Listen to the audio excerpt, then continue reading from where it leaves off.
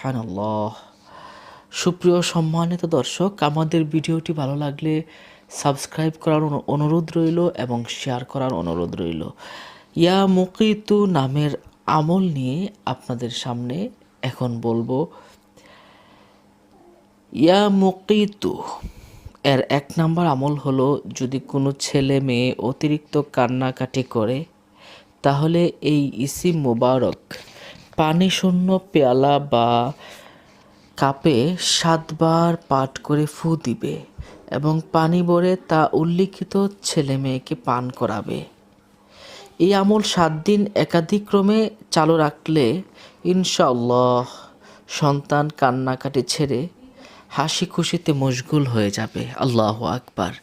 এর মানে আমরা বুঝতে পারলাম, ৭ বার পানি শূন্য পেয়ালায়, পানি ছাড়া পেয়ালায় ৭ বার ফু দিলে অতঃপর ওই